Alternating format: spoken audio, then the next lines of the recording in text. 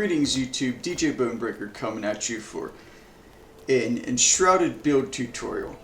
Now I'm excited about the whole new water update and some of the new stuff it adds, but the problem with one of the crafting station adds, the mill, is it requires power, and as you can see, my current main base of Eisenberg by Frost is a bit cramped for space. Definitely nowhere near enough space for even the small water wheel, and even putting in a small, windmill was somewhat problematic.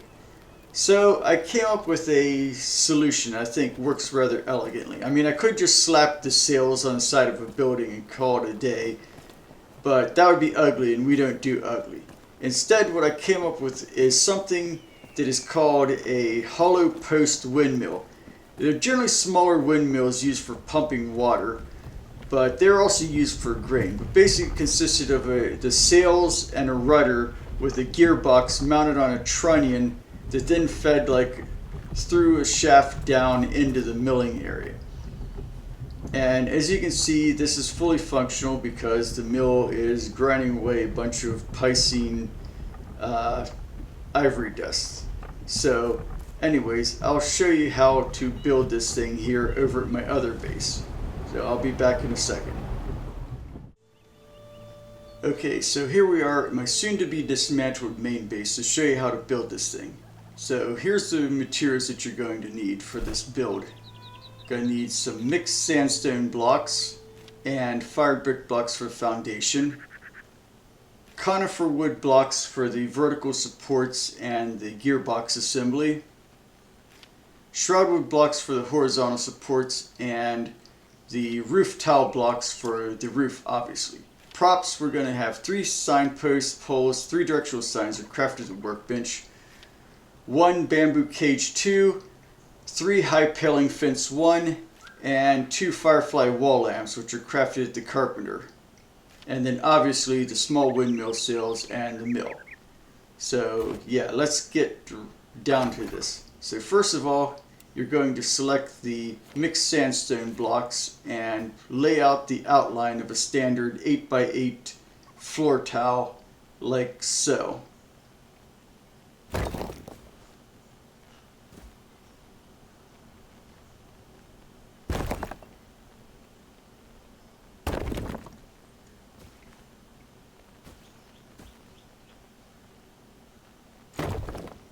Alright, once you got that done, switch over to fired brick blocks and fill in the center with that. The reason I'm using the mixed sandstone blocks for the outside is because it's a thicker border than the brick blocks one, and so it fits fully under the 1x1 pillars of conifer wood blocks to make it look like it's properly supported. And for these, we're going to be having 4 that are 7 blocks high, like so.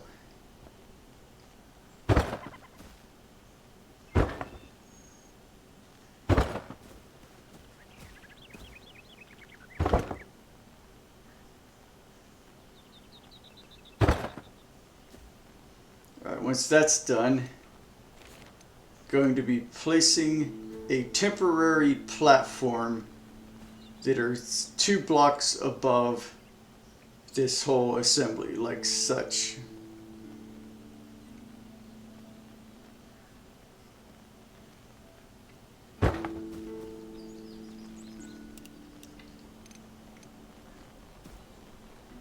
And then take the shroud wood blocks and then add the horizontal beams 1 block down from the top of the conifer wood block pillars like so, all the way around.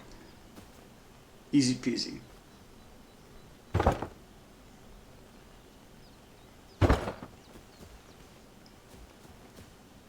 And of course you're going to need a temporary scaffolding to get on top of the temporary platform. Now you're going to grab the bamboo cage 2. Make sure that the shield thingy on the front is facing towards where you want the front of the windmill to be facing. So I'm going to be facing it that direction. And then make sure it's centered in the platform. Like so.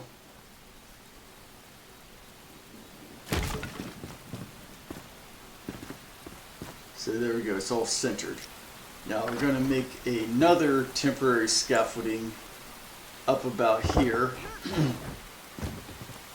and then use that to place a 4x4x4 cube of conifer wood block directly centered at the very top of the bamboo cage, like this.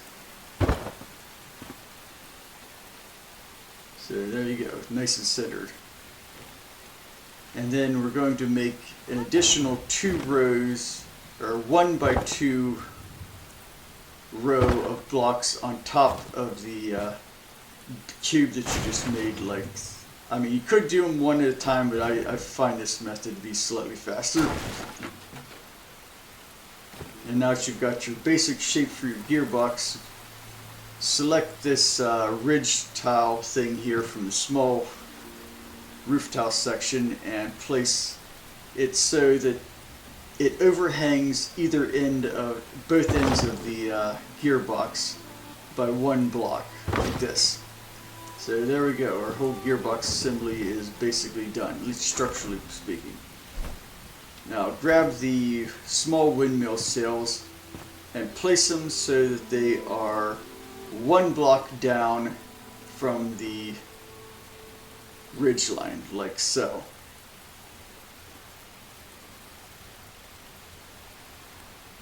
As you can see here, I kind of goofed up and placed them 2 blocks down, but you know, yeah.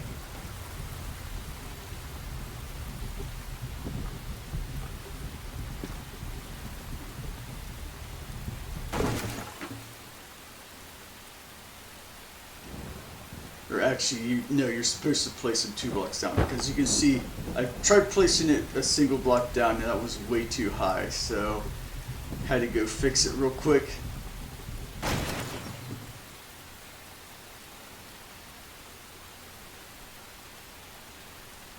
One, 2, and place, and there you go. That's where the windmill sails are supposed to go. Then going on to our temporary scaffolding, grab the signs and one of the sign posts, and we're going to rotate the sign post down 90 degrees so it's facing directly backwards, and it's about 1 block above the bottom of the gearbox, like so.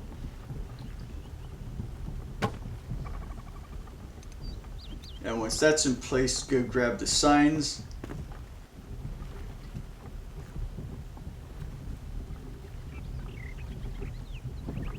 And then place one, gonna have to rotate it so that it's facing in line with the signpost and pointing down like this. And then use the Q fine adjust button to move it up to where it's just barely like fully poking through the signpost. Then grab a second sign and then just slide it on.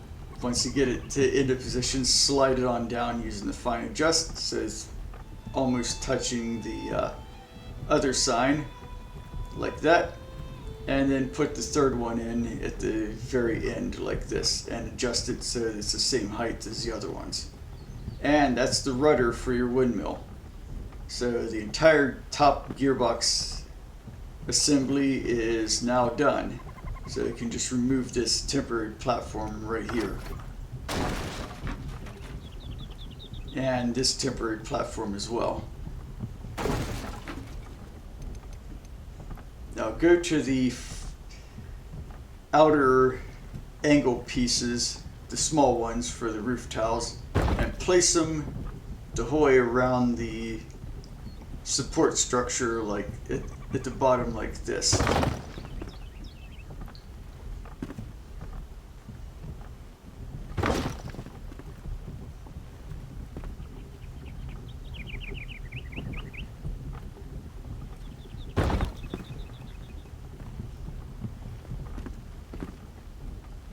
And I can remove this temporary platform as well. So as you can see, our windmill is more or less starting to take shape. Now take a second signpost and place it. You're going to have to use the Q and the fine rotate button to get it to turn, you know, placeable, and then I adjust it up till you can't see the bottom of it through it, and then you just place it. So now we have what looks like a shaft coming down from the gearbox and going in through the roof to actually drive the millstone. Now I go grab the mill, clear out all the fine adjustments, rotate it around so the back is facing towards this part here, and place it basically in the center. Now we're going to have to get up on top of the mill itself.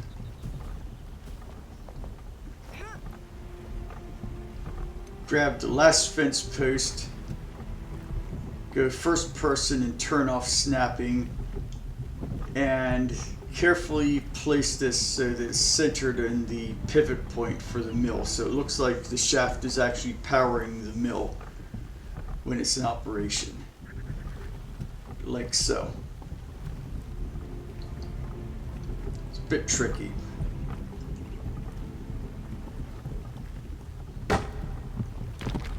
And there we go, nice and centered. Of course, now this thing's floating in midair, so what we're going to have to do is remove part of this roof here.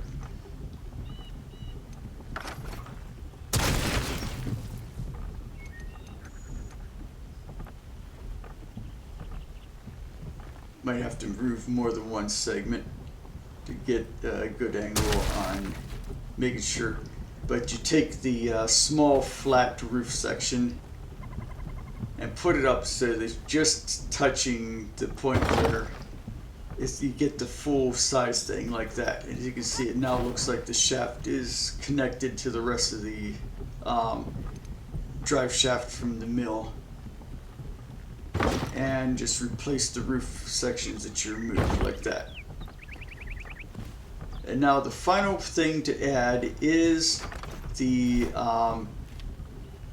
wood paling fences and the firefly lanterns. Of course, turn snapping back on and rotate this one so that the horizontal supports are on the outside of the fence, like this. And then use the fine adjust and move it down until you no longer see anything poking up through the roof, like this.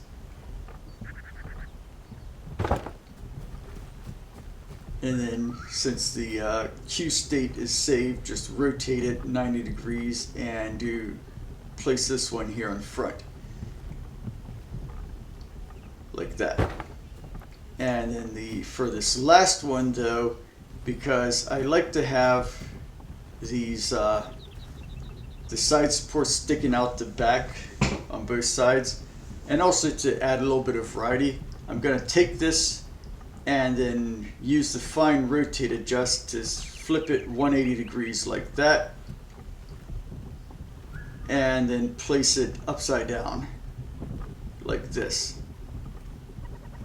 And everything should line up without needing any further adjustments. Of course, I forgot to add the firefly lanterns, but you know, they're kind of optional anyways. But as you can see, we've basically got our Hollow Post Windmill done. Super compact and looks pretty good. So anyways, thank you all for watching, and until next time, this is DJ Bonebreaker, signing off.